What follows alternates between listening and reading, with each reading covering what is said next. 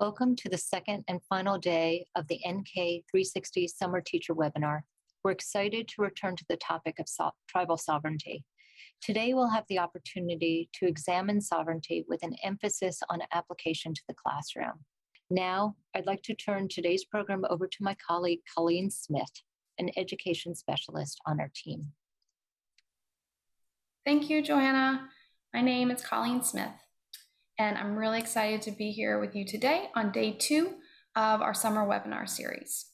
I work at the DC location of the National Museum of the American Indian. I'm a member of the education team and support content development for our National Education Initiative, Native Knowledge 360. Later today, I'll speak a bit more about our team's efforts to support teachers in your work to improve teaching and learning about Native Americans. Specifically, I'll share resources that the museum has developed in partnership with Native communities that address aspects of tribal sovereignty, namely self-governance and cultural autonomy. But first, let's back up a bit and reflect on some key takeaways from yesterday's programming. Yesterday, we heard from historian Mark Hirsch and my colleague in education, Renee Goki. They both worked to set up some working definitions around tribal sovereignty, as well as think about its application today and ways that we can make it meaningful for students. Renee and Mark also made a really important point that treaties reaffirm the sovereignty that tribes already have. The tribes were nations before the United States came into being. This point of inherent sovereignty is a concept worth discussing with students, and we have some NK360 teaching resources that are tools that can help you to spur that conversation. So Mark offered the following as a working definition for tribal sovereignty: a tribal nation's right to self-govern, to determine its own way of life, and to live that life on its own lands as freely as possible from outside interference. It is a good reminder to note that sovereignty as a legal term is still debated by scholars, its meaning and application to contemporary life. We recognize this complexity and acknowledge that there are many considerations around tribal sovereignty that these 2 webinars don't include. Our goal is to help you as educators start to think about ways to bring discussions and content on aspects of tribal sovereignty to your students. This is one reason we chose to focus in on the ideas of cultural autonomy and self-governance as tangible ideas that kids can get. Treaty making between nations can also help make the idea of sovereignty stick for students. Renee and Mark used the narrative arc of the museum's exhibition, Nation to Nation, as an opportunity to talk through both historical and more contemporary examples of tribal sovereignty in action through the stories of treaty making between Native nations and the United States. We learned how the exhibition looks at both political and cultural aspects of sovereignty and how both are at play in the history of treaty making. Although the treaty era ended in the late 19th century, Renee and Mark discussed ways that Native nations continue to affirm and advocate for tribal sovereignty, and Renee shared some examples of recent wins for tribes in this area. Today, we'll hear from our museum curator, Ashley Minner, about current local level actions by Native communities to affirm and exercise cultural autonomy. Then I'll share some resources that you can use to bring examples of tribal self-governance and cultural autonomy to students. As I introduce selected NK360 resources, we'll also consider why it's important to learn about both cultural autonomy and tribal self-governance when teaching about Native Americans. Now, it's my pleasure to introduce Ashley Minner.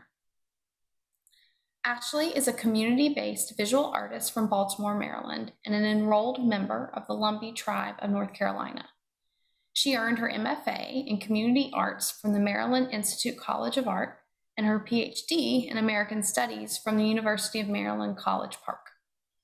In addition to maintaining her artistic practice, Ashley works as an assistant curator for history and culture at the Smithsonian's National Museum of the American Indian in Washington, D.C. Welcome, Ashley. Greetings. My name is Ashley Minner. I'm an enrolled member of the Lumbee Tribe of North Carolina, and I work as an assistant curator for history and culture for the Smithsonian National Museum of the American Indian.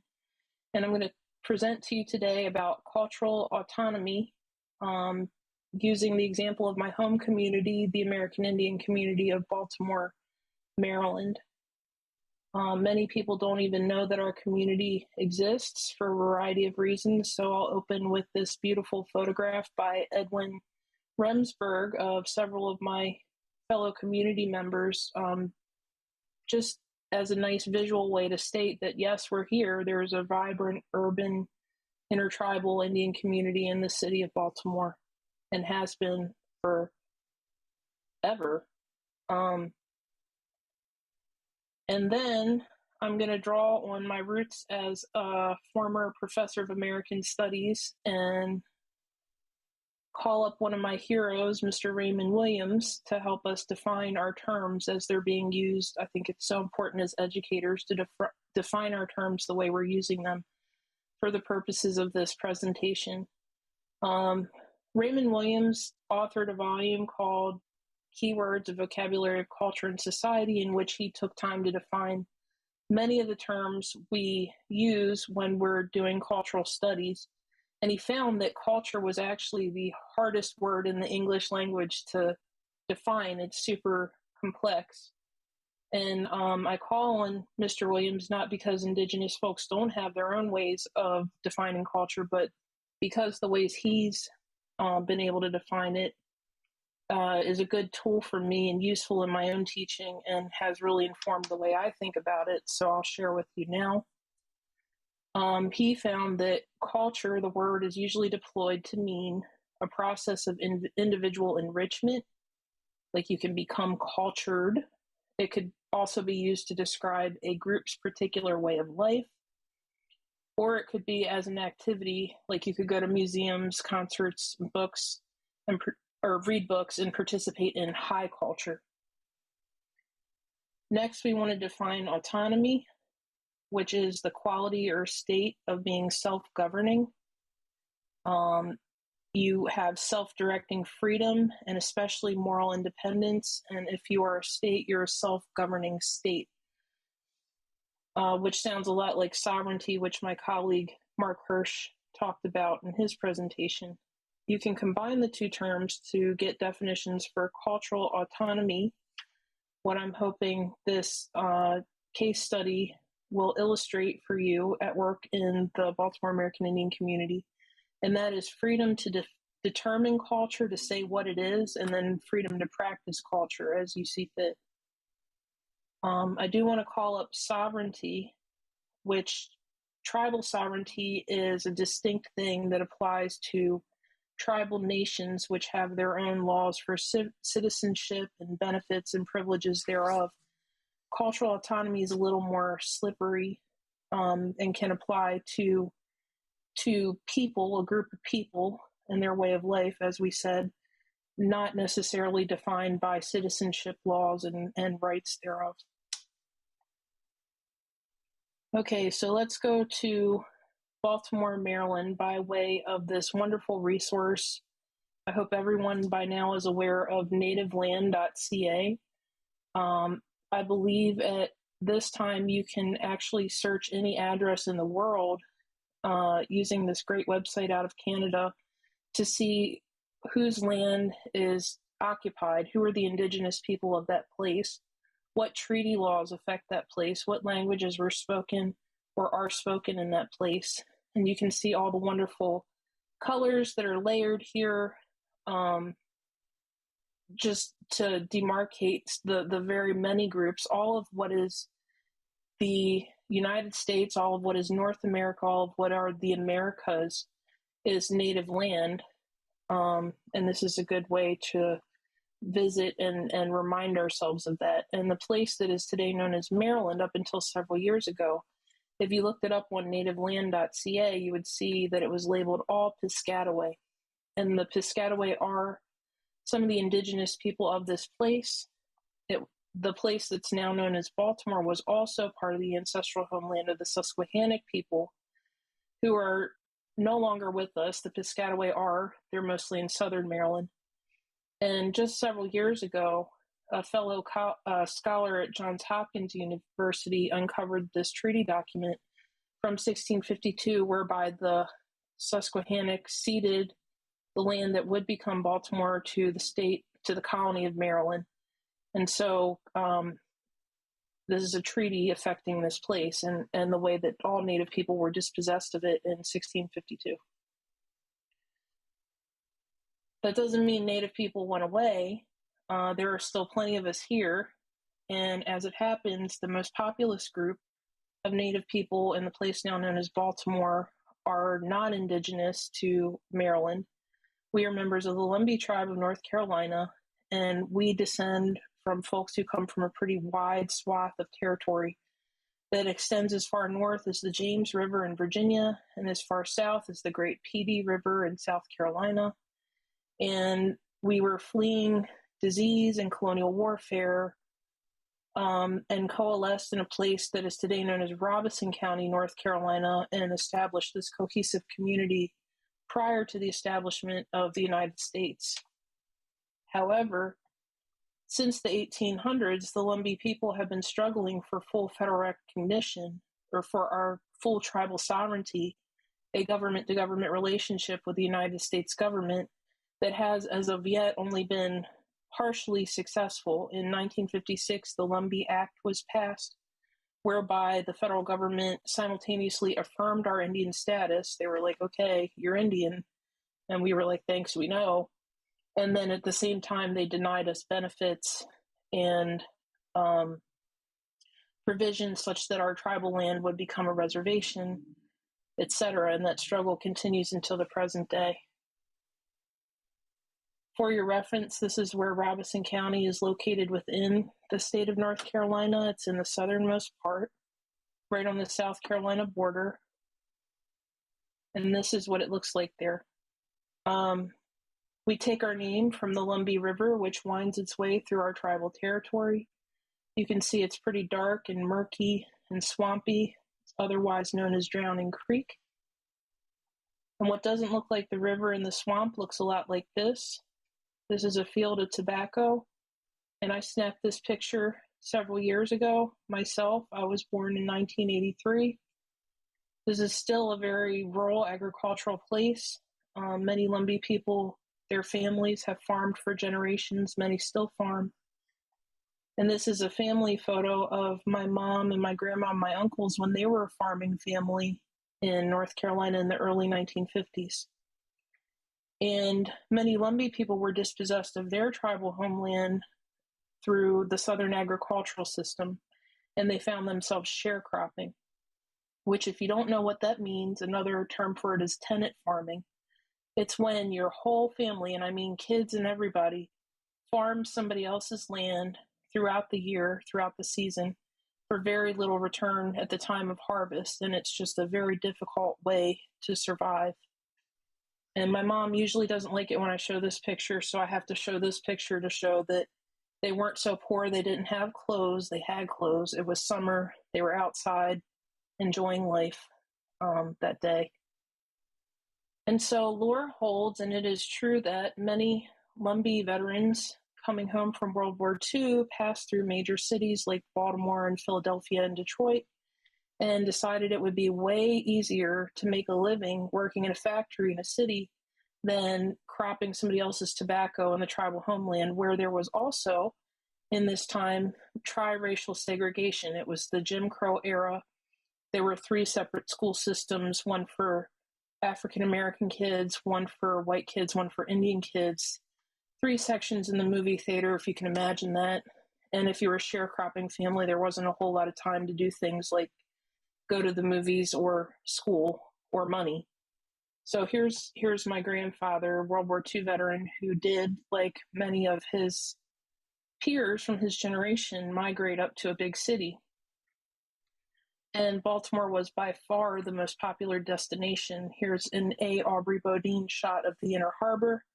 And you can see that Baltimore looks a lot different than the Lumbee River with the swamps and, you know, the tobacco fields. It was just a completely different world.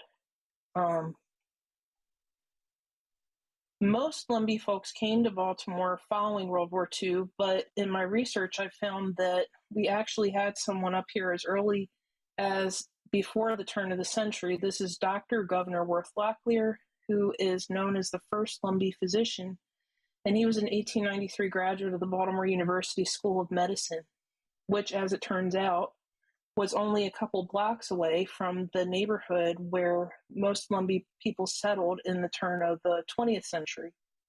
And I don't think that's a coincidence. It just proves what we know about the way most ethnic communities form, where a relative will send for their relatives and on until you have a whole neighborhood of people.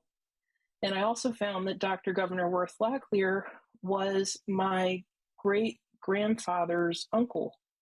And so I believe that our family actually arrived here through his experience in Baltimore. He told his nephew it was okay, who then told my grandfather it would be okay, and then on, and then eventually I was born here. Most American Indian people in the turn of the 20th century settled in a neighborhood that bridges Washington Hill and Upper Fells Point on the east side of town. The arrow here on this map points out where my great-grandfather was living when he died, which was kind of the heart of what came to be known as the reservation, affectionately. Remember, we don't have any reservation because we don't have full tribal sovereignty. We don't have a government-to-government relationship with the United States, so no reservation in North Carolina, no real reservation in Baltimore. But this is where anywhere from 2,000 to 7,000 Lumbee Indians settled during this time, and they knew that they could find other people who looked like them, who talked like them, who understood where they came from, where they could practice their culture autonomously and not be questioned. And here you have a photo of two Lumbee ladies kind of at the heart of the reservation, what was called the reservation in the early 1940s. And you can see they have their hair done, and they're wearing nice clothes. See all the cars in the background. They started to have access to nice things and money and just amenities that weren't available in the tribal homeland. And the very first thing Lumbee people did in the city of Baltimore as an organized community effort was to establish a church. My whole life, it's been this building, 211 South Broadway, which still has a Lumbee pastor from North Carolina and a majority Lumbee congregation, and still open and active in the neighborhood. A lot of people will pause me here and ask, well, you know, why did Lumbees take on the religion of their oppressor? How is it that American Indian people are Christian? What they did was they adapted. They took Christianity and made it their own. And if you ever have the opportunity to go to an Indian church, many nations practice Christianity in their own way. A Lumbee Indian church is an experience unlike any other, and here's a place where you can do it, but it's an example of cultural autonomy. I'm going to decide what is part of my culture, what isn't, how I'm going to practice it, and I'll make a space for that to happen, and that's what they did. From the church grew the Baltimore American Indian Center, just a block up the street, which is also still open and active. And this is where I've spent a lot of time growing up and working with young people. In our lifetime, mine and theirs, we always had that church, the Baltimore American Indian Center, and a daycare that used to belong to the Indian Center across the street on Lombard, which has been closed since 2017. And then also there are some places that live on in story. They're so infamous that we know about them. Their presence carries on, but there's no physical building left to visit. For example, the Volcano Bar, which used to be at the corner of Ann and Fairmont. And if you go to this intersection, you look around, you can't really tell where a bar would have been, but you know it was there, you know it was real. It's still in conversation today. Now, I mentioned that there was triracial segregation in the Lumbee tribal territory during the Jim Crow era. Interracial marriage was completely socially unacceptable, not to mention illegal. When Lumbee folks moved 400 miles north to Baltimore, they married and had kids with every ethnicity that was here.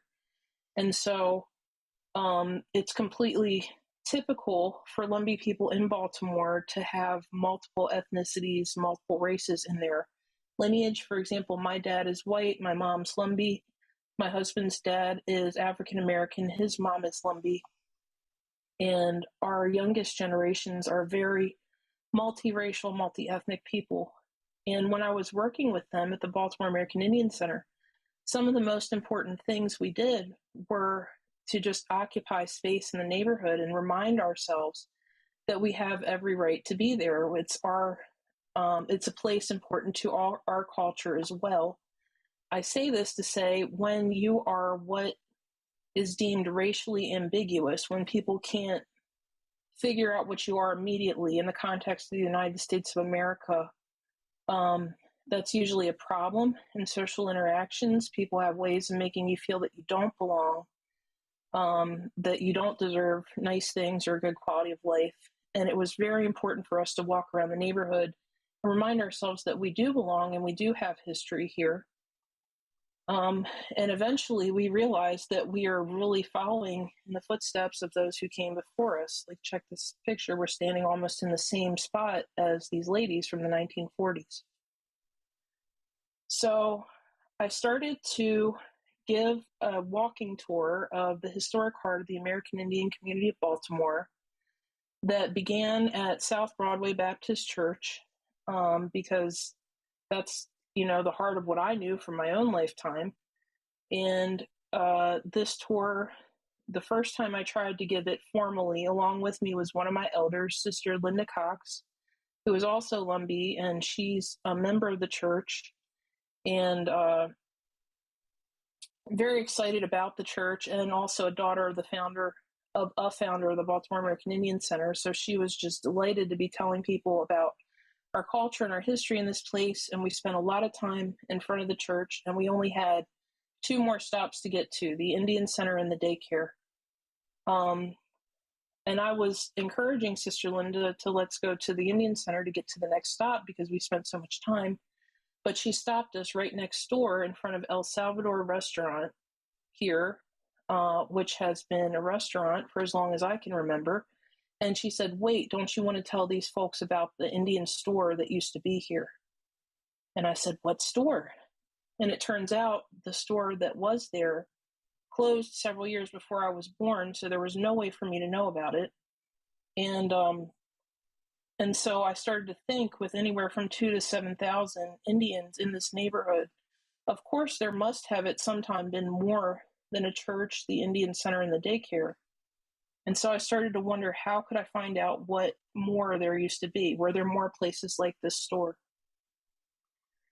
I got really excited because I found this map that's titled The Lumbee Indian Community of Baltimore. It was commissioned for a federal study in 1969 and drawn by an anthropologist. And you can see that there are more sites on the map than the 3 that I was familiar with from my own time. And so I convened a large group of my elders here, and I made copies of the map. And I said, look, I found your reservation. I handed it out to them. It's like, what do you think? And they looked, and they were like, no, this is all wrong. This is all wrong. And I said, well, what's wrong with it? And they said, so much is missing. I had pens, and I passed out pens, and I said, well, could you mark up the map? Could you fill in what's missing? And they said, no, I think it would be better if we just talked amongst ourselves and created our own maps of what we remember from our youth. So here again is an example of cultural autonomy. They have the formal official narrative commissioned by the government, and they said, no, that's not it. This is it. We're going to talk with each other and remember. And here's my internet leading conversation, going alley by alley, street by street, and recalling all the places of their youth. Later, after they had produced a handwritten map that day, they said, well, we should have made a big street map that we could have marked up together. And that's what we did the next time. It was a little hard to tell what they wanted me to see, on the map that they drew. And so here's my Aunt Jeanette pointing to where she lived when she first came to Baltimore on the big street map. And even still, I was saying, I'm very familiar with this neighborhood, and I'm not correlating what you want me to understand from this map to what I actually know from walking there. And I don't think I'm going to get it until we go there and walk around together. And they said, okay, well, let's go to the neighborhood. So here I am walking with Sister Linda, who is pointing out a place where American Indian people have literally inscribed themselves into the neighborhood. This is a commemorative brick down on Broadway Pier. Conversely, here I am with Aunt Jeanette, who is pointing to the same place that she was pointing to in the map where she first moved when she came to Baltimore. And you can see it's clearly a park. And I said, Aunt Jeanette, you used to live in the park? And she said, no, all of these used to be apartment houses. And if you go to Google Maps, like I did, you can see basically what was the heart of the reservation is now green space or vacant or just so thoroughly transformed that it's unrecognizable. And this is the result of urban renewal. And so the city of Baltimore enacted an urban renewal plan around 1970 that demolished the heart of the reservation. And that's why it's so unrecognizable today. Part of the reason. And so this sent me into the archives. I was determined, visiting libraries and museums and historical societies here, to find documentation to back up the stories that the elders were telling me about their community that they created. And I found this everywhere. I found this downtown at the Enoch Pratt Free Library in the vertical files. I found our Indian Center in the Baltimore City Archives. I found this in Sanborn Maps, which if you've never seen these books before, they're great resources. They're actually fire insurance maps in books that are massive. They're like 2, maybe 3 by 4 feet, the biggest ones, where people have kept detailed records of how neighborhoods change through time. And you could actually see the changing of the buildings, what they were at one time from one year to the next. Here's 3 different versions of Sanborn Maps I was playing with at the Baltimore City Department of Planning. And then most importantly, maybe I found images of our community members in the periodical archives in several different collections. For example, here's a picture of my husband's grandmother at the Hornbeck Library down at University of Maryland College Park, where the Baltimore News American photo morgue is housed. And neither he nor the rest of his family had any idea that this photo existed or that it was there. Here's Sister Linda's mom in the same collection, Miss Elizabeth Locklear, co-founder of the American Indian Studies Center that would become the Baltimore American Indian Center. Other folks standing on that same stoop where I was sitting with the kids in the 1980s. The Indian Education Project, when it first started, in the early 1970s, and it's still going, as a matter of fact, today. The Citizens for Washington Hill, which was a super important find, because at center you'll see Rosie Hunt, who was also Lumbee and another co-founder of the Indian Center, along with folks who organized to save what's left of the neighborhood today. You'll notice the park that Aunt Jeanette was pointing up into is called Betty Hyatt Community Park.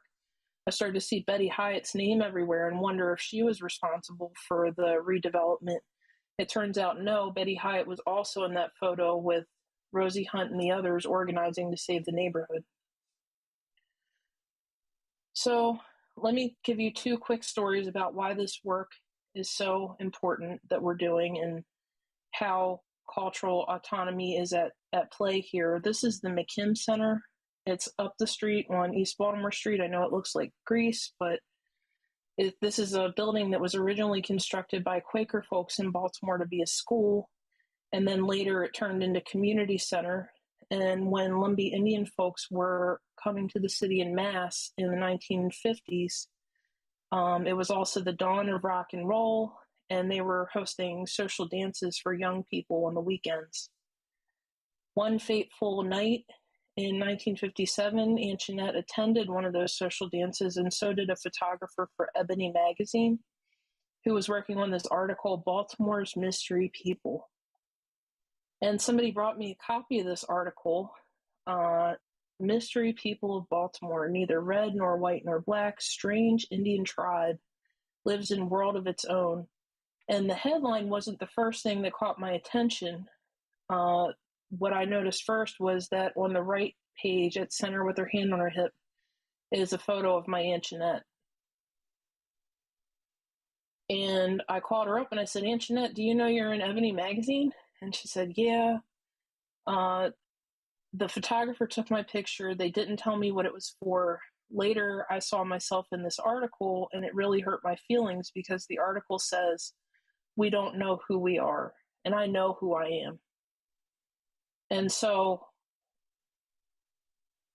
there's that. But then there's also that, like, I think it's great that this article exists because these are the photos we have of our community in its heyday, which wouldn't exist otherwise. People didn't have iPhones or money for film and cameras then. These are pictures of American Indian people enjoying themselves on the reservation in the 1950s. I was able to get a copy of the magazine and I brought it over to Aunt Jeanette today, and you can see how upset she is. She's just tickled to see it again because I think she feels the same way. That's her when she was young with her peers, just enjoying life in East Baltimore. And of all the elders I work with, I think I have the most access to Aunt Jeanette. I ask her about everything. Sometimes she gets frustrated with me and she's like, you expect me to remember what happened 50, 60, 70 years ago? I don't. And I said, yes, you do, Aunt Jeanette. And would you go with me to the McKim Center? And she said, okay. So we went back just 2 or 3 years ago. And here's Aunt Jeanette standing in the doorway. And when she went inside, suddenly she remembered where she was standing, how she was standing, who she was with, even what music they were dancing to. And why is this? It's because our culture and our history is embodied by us, and it's also embedded in the places where these things happen. And when you reunite the two, our heritage is activated. It's so important to occupy our cultural spaces. One more. This is a photo of one of my Lumbee friends' mom that she posted on Facebook in tribute. Her mom died about 30 years ago. And when I saw it, I said, hey, wow, your mom is beautiful. I think I remember that headband from one of the photos I found in the News American Archive. Is this it? And she said, yeah, that is it. And that's me, in fact, wearing the headband.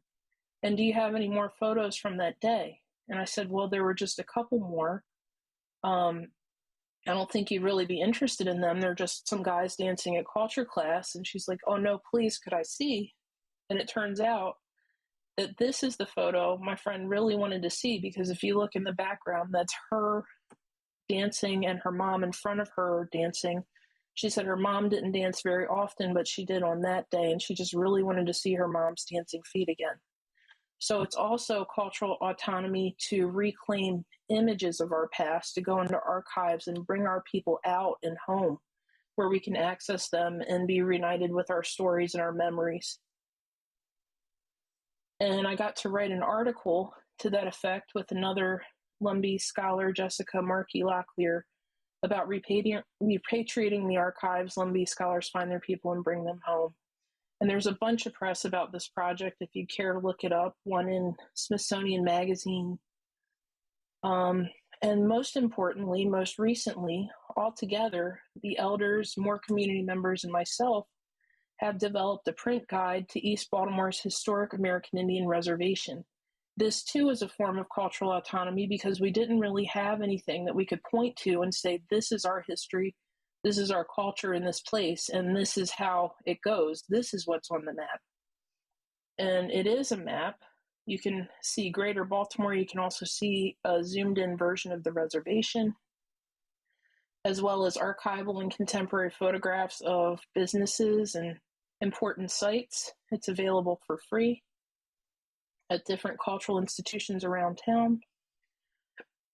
And we also developed and launched BaltimoreReservation.com, which is the same information, but more, a greater volume, the most information of any of the 3 resources we launched. You can see more sites, more photos, There's Mr. Slim's Bench, Bellman's Deli. My husband's grandma again, front and center here at the Baltimore American Indian Center. And you can tour the reservation virtually, so you don't actually have to go to the neighborhood to access this.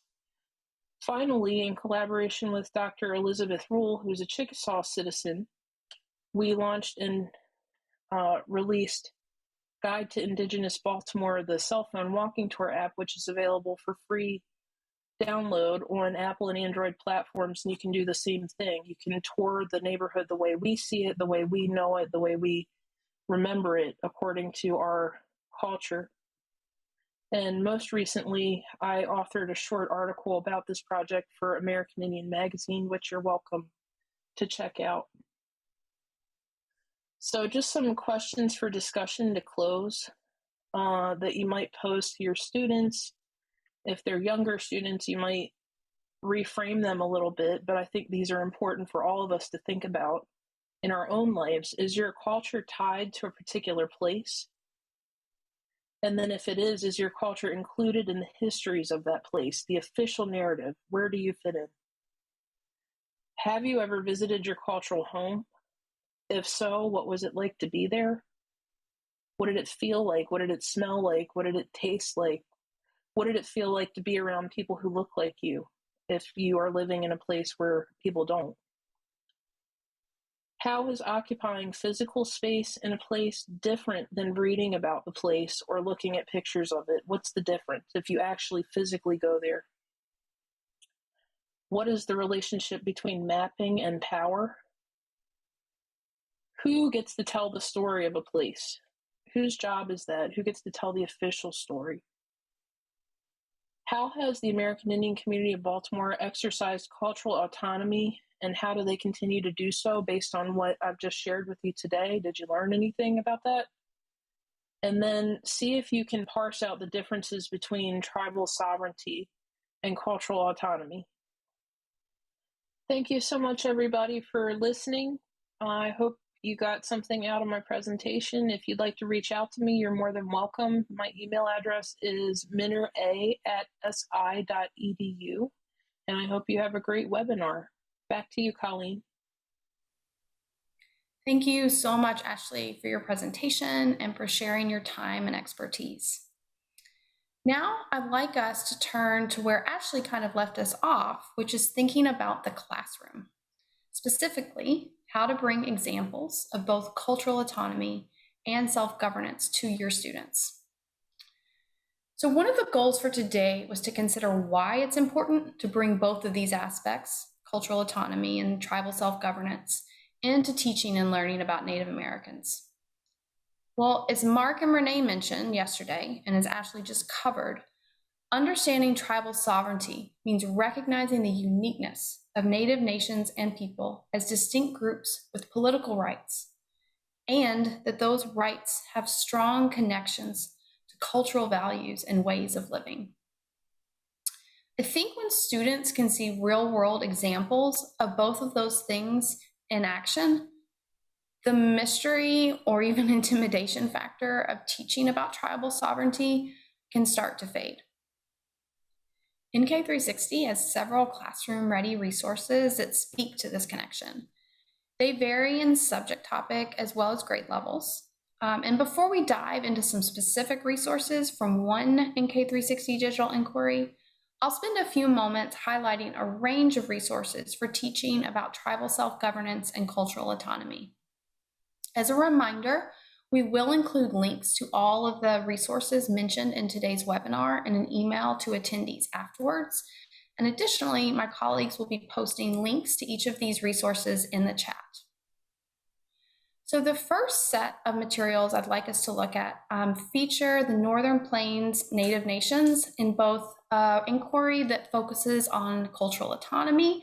You see an image there, how do Native people and nations experience belonging, as well as tribal sovereignty through treaty making and self-governance. And that's the inquiry that you see below, is a treaty intended to be forever. Both of these digital inquiries were developed in close collaboration with a team of Native writers, educators, and community experts. The first lesson that I'll speak to, the belonging lesson, provides teachers and students with Native perspectives about an essential element of Northern Plains Native history and cultures. So, as you can imagine, Native nations of the Northern Plains are extremely diverse and complex. So a single lesson can't capture all of the aspects of their histories, cultures, and contemporary lives. While many Native nations are named in this inquiry lesson, 4 nations are featured for case study investigation. The Oceti-Sakowin, known as to some as the Sioux Confederacy, the Northern Cheyenne, Crow, and the 3 affiliated tribes, the Hidatsa, Mandan, and Arikara. The case studies in this module offer a thoughtful look at 3 ways in which Northern Plains Native people experience a sense of belonging: through relationship with their homelands, through kinship systems, and as members of Native nations. These cases really help to show the idea of cultural autonomy as an expression of tribal sovereignty. This digital inquiry is designed for middle school grades and up, but certainly aspects of the lesson could be used with younger students, in particular grades 3 through 5. The lesson below that is A Treaty Intended to Be Forever, provides teachers and students with Native perspectives about treaty making between Native nations and the United States. Over a relatively brief period of time, Native nations made nearly 400 treaties with the United States government, the vast majority of which were not honored by the United States. This lesson brings attention to the difficult choices and consequences that self-governing Native nations faced when entering into treaty negotiations. Students examine intentions, motivations, and outcomes of treaties, and also consider the importance and impact of differing worldviews.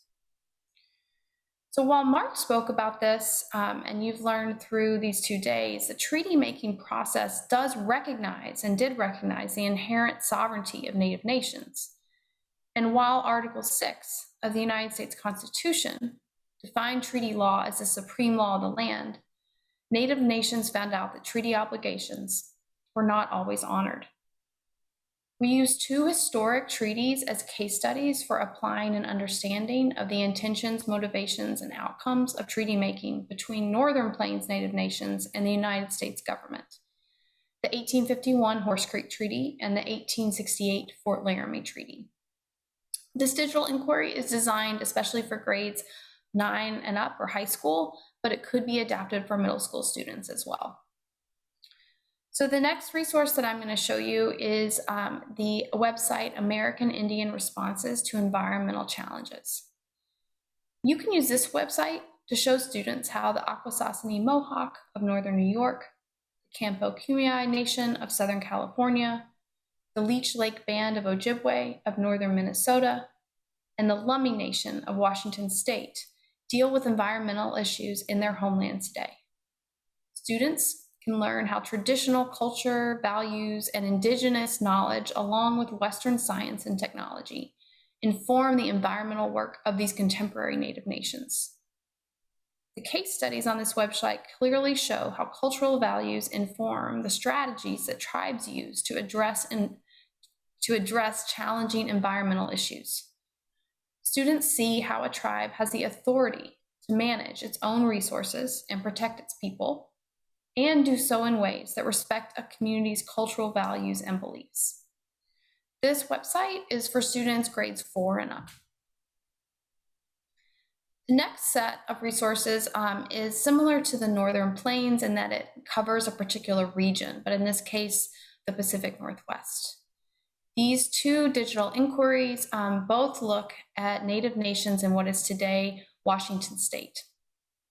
The first lesson you see featured here, Pacific Northwest Fish Wars, gives students important Native perspectives about a campaign that was initiated by communities and their supporters to honor the treaty rights and sovereignty of Native nations of the Pacific Northwest. This lesson asks the question, what kinds of actions can lead to justice? So a bit of background on the content in this lesson: despite treaty laws that were put into place in the 1850s that legally protected the lifeways of Pacific Northwest nations, Native communities faced immense challenges to abandon their usual and accustomed fishing grounds, which were protected in the treaties that they signed. In response, Native communities petitioned the United States government to honor that treaty language. In addition, they planned and implemented diverse strategies to achieve justice. So the fish wars of the 1960s and 1970s were pivotal in enforcing fishing rights at their usual and accustomed locations. In these fish wars, Indian fishers staged fish-ins to challenge state forces. Native nations also used the U.S. court system and sued the states of Washington and Oregon. Ultimately, the courts reaffirmed these self-governing tribes' treaty fishing rights. This particular inquiry is designed for high school grades, but could be adapted for middle school students as well. And a note that you can actually find an image of that treaty I spoke of. It's actually the 1854 Medicine Creek Treaty in the Nation to Nation exhibition website. So the other digital lesson you see on this slide is a nice companion to the Fish Wars inquiry. It digs deeper into the importance of salmon for Northwest Coast Native nations and helps to give students a sense of what was at stake and why people would sacrifice so much in those fish wars in order to protect and sustain salmon populations. There are many Native nations of the Pacific Northwest, and each has its own unique traditions and complex histories. So the online lesson that you see pictured here gives teachers and students perspectives about an issue that has been central to Pacific Northwest history and cultures for centuries. As you can imagine, these nations practice diverse cultures and their histories are extensive. And this inquiry is not a comprehensive study of Pacific Northwest Native nations. But what it does do is it looks at a common bond that many of the region's Native nations share, their relationship with salmon. Northwest Native communities, for Northwest Native nations, salmon is a key component of their cultural identity and political status as a tribal nation. Threats to tribal salmon culture have taken many forms throughout history and continue to arise today. But despite such adversity, Native nations of the Pacific Northwest have succeeded in preserving their cultures and maintaining their sovereignty. So this is the inquiry we're going to spend a little bit more time on. And one reason for that is it gives us an opportunity to see how cultural autonomy and self-governance are connected in expressing and exercising tribal sovereignty. In a moment, I'm going to take you to the lesson itself and show you some examples of how you might use aspects of the inquiry to help your students see what tribal sovereignty looks like. And note that while this inquiry is designed for middle grades and up, we have some recommendations for teachers about how to adapt aspects of the resource to different grade levels. So now I'll take you to our museum's website and we'll look through this digital inquiry together. So I've pulled up here the National Museum of the American Indians website. And today we're going to spend some time on our NK360 section, which you can find under Education. So I'm going to click here to Native Knowledge 360. And this takes us to NK360's homepage. And of course, there are a lot of resources you can come to on your own time to explore and learn about, including upcoming professional development programs, as well as recorded programs. But today I want to focus in on the lessons and resources section. So I'm just going to click this drop down. And we're going to go to the search NK360 educational resources, because that's kind of the quickest way to get there. There are a variety of ways you could do your own search for subjects or topics, grade levels that pertain to you. However, I'm going to do just a quick scroll down to the digital inquiry we're going to focus on, which is the Pacific Northwest History and Cultures. Why do the foods we eat matter? This is just kind of a pause point before you get to the digital lesson. This just gives you some background on the material, including a key message, some information about grade levels, that sort of thing. But to get to the lesson itself, you want to click on the view here. Okay, so we've arrived at the homepage for the Pacific Northwest History and Cultures digital inquiry. Why do the foods we eat matter? And I'm going to spend a little bit of time before we get into the content of this inquiry to talk to you a little bit about the navigation. And you've heard me say the word digital inquiry probably quite a bit in my presentation with you today. And that's because several of our NK360 resources follow the C3 Framework's inquiry design model. We've adapted it some for our own purposes. So if you're familiar with the inquiry design model, we hope the navigation will feel pretty intuitive. However, if that's something that's new to you, that's fine too. The big things to understand with it is that an inquiry is organized around a compelling question. And our compelling question for this digital inquiry is, why do the foods we eat matter? And the goal of asking that question is for students to ultimately come to their own conclusions using evidence that they find in the inquiry. And to set students up in being successful at being able to construct those arguments, we kind of help chunk it up into smaller parts that students go through and have practice with analyzing and examining sources, as well as practicing some skill-based tasks that lead to argumentation. So there are a couple ways that you can navigate through. One way is to follow the inquiry all the way from the beginning on this homepage of putting this question forward into an opening part that introduces the ideas, kind of like a hook or an opener, also known as staging the question. And then you move into some smaller, what are called supporting questions. And this is where students really get to engage with primary and secondary sources, practice different tasks, and you can follow these arrows all the way down through to the conclusion of the inquiry. However, another way you can navigate this lesson, which I'm going to do now, is if you open up this menu bar, this is just basically a table of contents. And it's helpful in case you want to jump back to where you were previously. But also, we recognize that the scope of implementing a full inquiry may not be realistic for all of you, depending on your students, your school community, your curriculum needs. So one thing you could also consider as you listen to the demo today is that you might take a single supporting question and use that to introduce some ideas of tribal self-governance and cultural autonomy. Or you might pair a couple things from each section. So navigating through this here is a helpful way to think about breaking it up if that's going to be a better route for you. I'm going to take us back up to the home page just to kind of talk through a few more orientation points before we get into the content. So I'm going to click here, and that takes me back.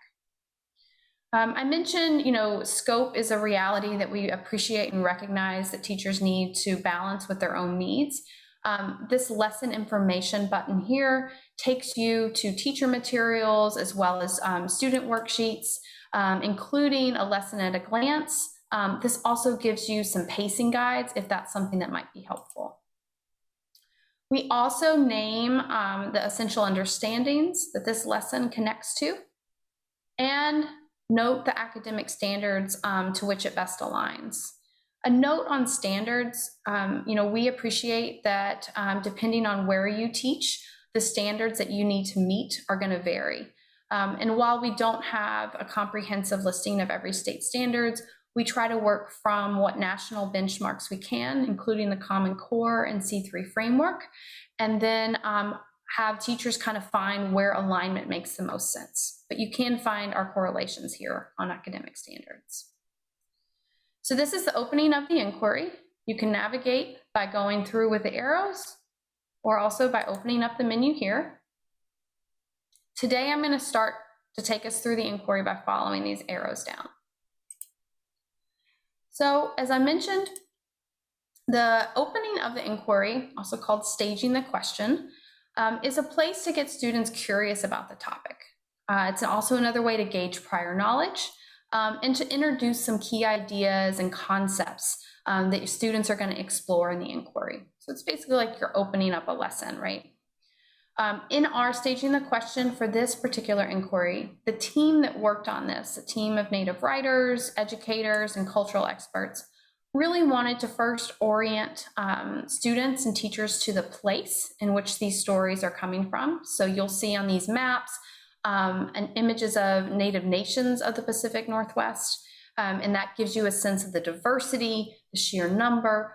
So that's another way, while maybe subtle, to really hit on the idea of tribes as self-governing nations. This Foods and Cultures video gives a great introduction to the ideas of cultural autonomy by really helping students understand connections between foods and cultures and lifeways and why those are important to Native nations in the Pacific Northwest. And then this is an essay that was written by the lead writer on this inquiry, Shanna Brown, who's from the Yakama Nation. And this dives in a little bit more on content, I think it's an excellent resource for teachers to read as a primer before they would begin the inquiry with students, but certainly also it's accessible for students to read if they want to have some more background on that content. So next we're going to move to the first supporting question. In the first supporting question, why is salmon important to Native people and nations of the Pacific Northwest? The team really wanted for students to think about how salmon has connections to both cultures, community, and identity. And those three things really help to reinforce and give examples to what cultural autonomy can really mean. It's organized through case studies. So this is case studies of the Pacific Coast, Puget Sound, and the Columbia River Plateau. And in these case studies, which I'll go into one now, students have the opportunity to engage with some selected featured sources that look at both historical and contemporary practices and see that continuity over time. They can see objects from the museum's collection and its connection to some of the big ideas covered in the lesson. This here is a set net that's been used to catch salmon. So this kind of gives students, once again, a sense of the long historical connection to these practices. And then a quote, in this case, this comes from Michael Marchand from the Confederated Tribes of the Colville Reservation. And this was done in interviews that we were able to conduct with community members. This quote here really speaks to the connection to identity. Once again, affirming, reinforcing this idea of cultural autonomy and lifeways and their connections to fishing and to salmon. In terms of how to navigate through the case studies, you can access the other region case studies here at the bottom, or you can also go back up to the top. I'm going to jump us back up to the top and then exit out to the inquiry. So if in this first supporting question, students really start to see some examples and clear definitions of how Native people and nations are connected to salmon, in the second supporting question, this is when you can really start to see some connections between cultural autonomy and self-governance, in that it looks at how threats to salmon also impact Native people and nations of the Pacific Northwest.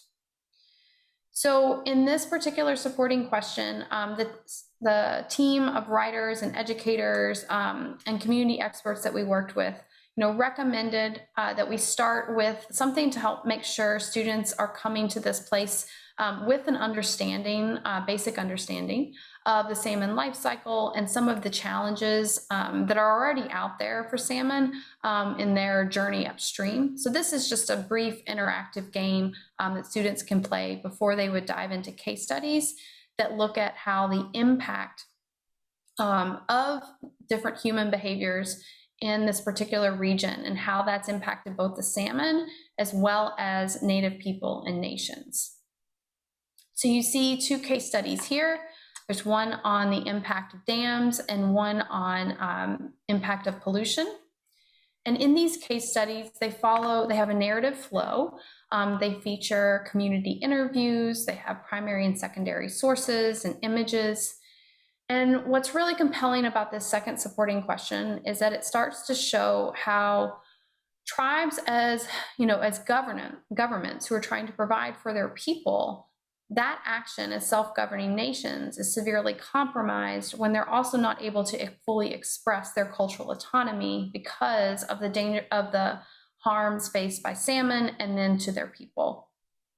So this starts to kind of show, once again, those connections between the two ideas, and is a great case study to kind of build more understanding of some of those challenges. The third and last supporting question: what actions are Native nations taking to restore salmon and strengthen culture? This is an excellent resource for thinking about tribal self-government and certainly also cultural autonomy. And the reason why I say that, you can see in these case studies, once again, we're returning to the different regions in this area: the Columbia River Plateau, Puget Sound, and Pacific Coast. Students start to see the actions by Native nations and their allies through whether it's state governments or non-government organizations to restore and strengthen salmon populations. And the methods by which they do that certainly reflect a lot of their cultural values. And so in these case studies, and I'll open this one up so you can see a sense of it. In this particular one, it's about salmon reintroduction and the role of a confederation of different tribes in working to bring back salmon to this area. Some of the challenges they faced, as well as some of the opportunities. These case studies are fairly brief, but they help to really put forward the idea of nations as actors in working to restore resources, certainly for members of their community, but really for everyone. I'm going to go back to supporting question 3. So after supporting question 3, the next section would be where students can start to formulate their own arguments to the compelling question: why do the foods we eat matter? A note about the summative performance task: we recognize that assessments sometimes are most often appropriate to be designed by skilled teachers like yourself. So the space that we have here on this digital inquiry is more of a review tool in which students can go back through some of the key ideas that they encountered in the inquiry through each of the supporting questions. I do want to kind of step back a minute and make sure that the compelling question, why do the foods we eat matter, that we can see the strong connection it has to the bigger ideas that we've discussed over the last several days. So how does why do the foods we eat matter connect to sovereignty? What is it that students, could get from that?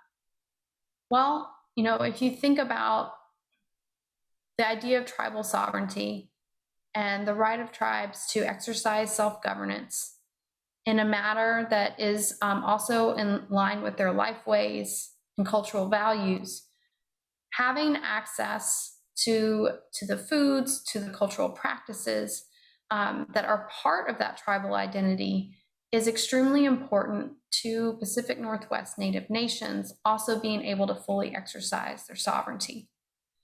And while a student may not make that exact argument, they can certainly bring in elements of evidence that they've seen through each of those supporting questions to find some of those connections. And as an addition to the summative performance task, one thing that we do offer, because we follow the inquiry design model, is an informed action piece. So in this case, we look at how a community in the Pacific Northwest, the Muckleshoot Food Sovereignty Program, is working to affirm and reaffirm food sovereignty, the inherent right of people to choose and access their own foods. In this informed action case study, we're not prescribing to students an issue that we want them to take action on. Instead, what it does is it introduces students to kind of a model for what informed action looks like. It gives some background on the Muckleshoot Food Sovereignty Project, provides a definition of what food sovereignty is, and then goes into a bit of a narrative that helps students understand some of the realistic opportunities and challenges that the Muckleshoot Food Sovereignty Project experienced as they've worked to bring this more actively into their community and educate others about it.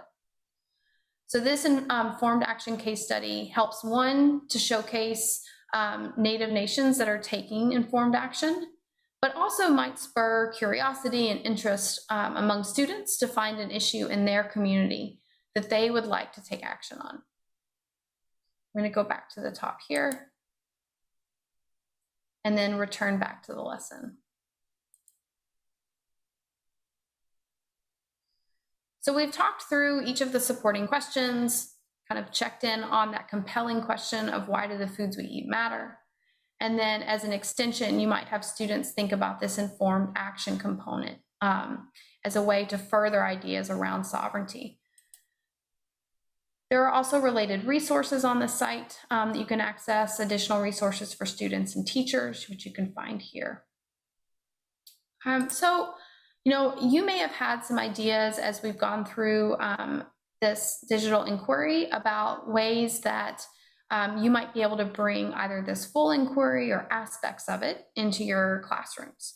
I mentioned earlier in the presentation, in terms of grade level, this was designed or is designed for middle grades and up. However, certainly there are some modifications, adaptations you could take to bring some of this content to younger learners. So I just wanted to take a moment to share a few ideas that we've gotten from teachers who've used the materials about how they've adapted it for different age groups. So if you're an elementary teacher, you might take aspects of the staging the question that introduces the connections between foods and cultures through this video or even this map to introduce the diversity of Native nations in the Pacific Northwest. Each of these resources would be excellent tools if you were teaching a unit on Native cultures and lifeways, and to give some real contemporary examples and help to start students see connections and exercise of cultural autonomy that they can really have visuals for on this lesson. You could also use, and I'm using the menu here. In the supporting question 1, because so many of the resources in these case studies are very visual and there are not too many of them, there's about 3. You have a pair of images, right, an object, and then you also have a quote. Students could also use this to really think more about the ideas of cultural autonomy through some of those visual examples. If you teach middle school, I'm going to the next supporting question. I'll use this arrow here. This supporting question 2, how do threats to salmon impact Native people and nations of the Pacific Northwest? You might actually even use this in maybe a different way than you would initially think. But if you're teaching a unit, for example, on westward expansion, the impact of dams case study. Now, certainly the dams that came to this region are, come far after the era of westward expansion. However, some of the content in this case study, I'll take you there now, does show to students that these actions start long before the dam is constructed. It brings into play the role of treaty making between nations. It talks about how, with this influx of settlers to the Pacific Northwest, what that did to Native communities, Native nations, and the pressures that it put on that for them to be able to self-govern and for them to exercise cultures and practices in the ways that they wanted. So maybe you could take aspects of this case study to start to prime and think about westward expansion from perhaps a different vantage point. I'm going to take us back to the lesson. And then if in high school, certainly in a civics course, you could look at maybe some of these case studies as examples to think about how different actors, so Native nations, non-government organizations, state-funded entities, all work together to think about how to manage resources and provide for the common good. That's often a standard that can come up. And you could use one of these brief case studies to perhaps introduce that idea or as a companion to some of the other resources that you use if you're teaching along those lines. Additionally, I think the informed action on the Muckleshoot Food Sovereignty Project is another great example for high school civic students to think about ways that they can take informed action in their community and use some of the strategies and ideas that they learn about in this case study to make application to things that are important to them. So I want to really thank you for taking some time and listening and kind of maybe perhaps going through this inquiry as I go through it. I did, though, want to conclude today, before we send it back to Johanna, with a video that I think is just a really beautiful expression around the ideas of cultural autonomy and speaks to the practices that many Native nations of the Pacific Northwest are engaging in to really showcase and affirm their role as Native nations, their connections to the land, their long history, and the importance of engaging and practicing culture as part of that. So this video, it's about the 2016 canoe journey. And in this video, you get to hear from young people, especially, who are part of canoe families. And you see kind of the importance and of the ability to fully express aspects of their culture and what that really means to them. So I want to go ahead and share this video with you now. I hope you enjoy it and think about ways you might bring aspects of it in to even teach about some ideas around cultural autonomy.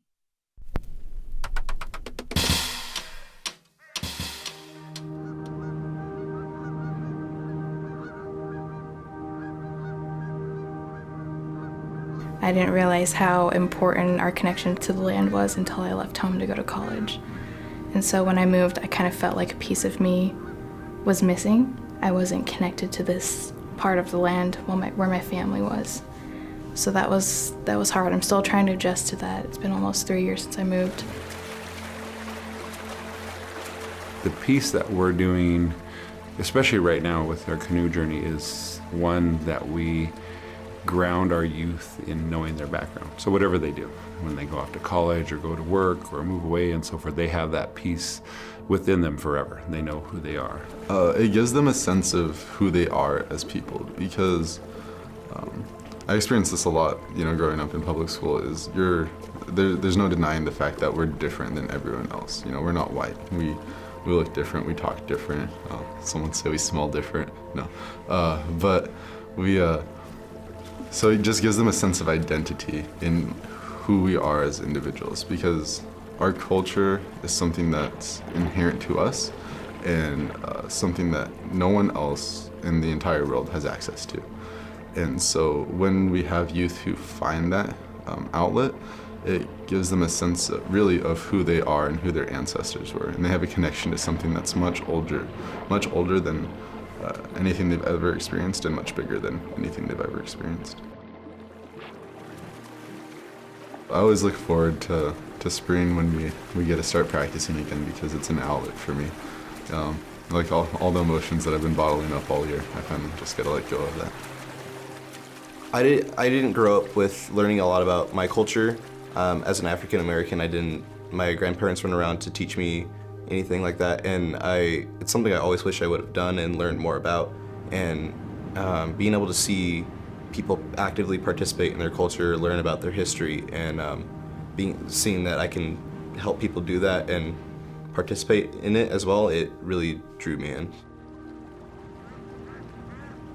And I always tell people, if you travel in the canoe, it'll reshape how you view this area and how you see it. Because if you're just sitting on I-5 all the time, you have a pretty ugly view of what our area looks like. But if you travel on our highways, you have this is one of the most amazing places on earth. It absolutely is. You can just look out and that's all you see. You look in front of you, canoes, you look behind you, there's canoes, you look to the sides, there's just canoes everywhere. And it's really just an amazing sight. It's beautiful.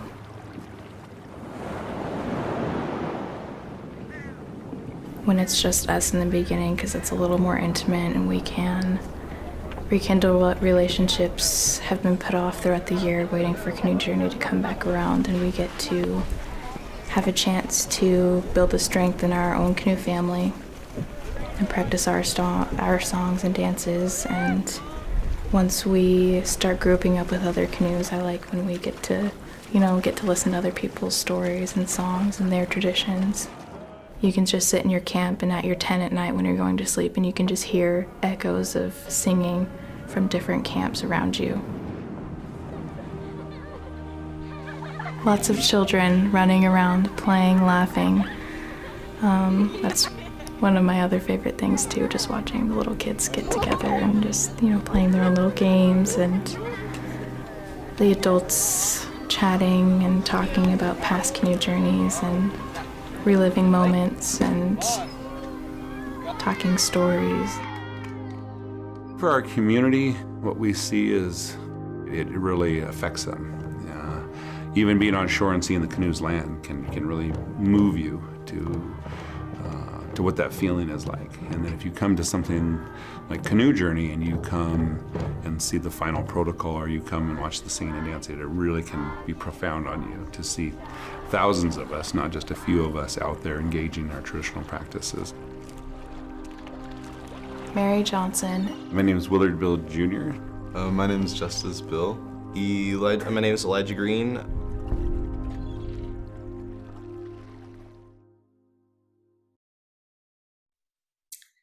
Thank you for taking some time with us today, and I hope that parts of or some of that video can be helpful to you.